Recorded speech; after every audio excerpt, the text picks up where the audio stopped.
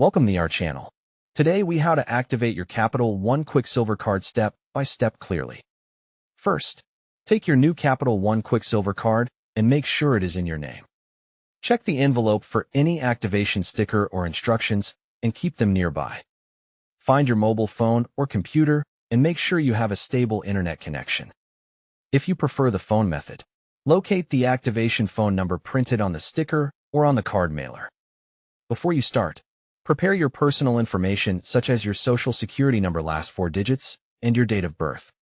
Also have your Capital One online login details ready if you already created an account. If you do not have a Capital One online account, plan to create one during the online activation process. For online activation, open a browser and go to Capital One.com. On the homepage, select Sign In if you already have an account. Enter your username and password carefully, then sign into your account. If you forgot your login, use the Forgot Username or Password option and follow the prompts. Once signed in, look for a prompt that says Activate Card or Confirm New Card. Click the Activate Card option to begin the activation process. When asked, enter the card number from the front of your Quicksilver card.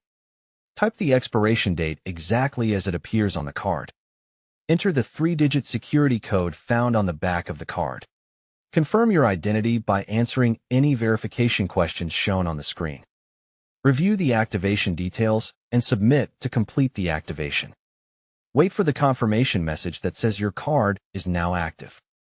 If you are using the Capital One mobile app, download it from the App Store or Google Play.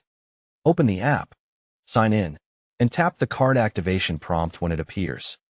If you choose phone activation, call the activation number shown on the card sticker or mailer. Listen to the automated system and select the option for card activation. Enter your card number using the keypad when the system asks for it.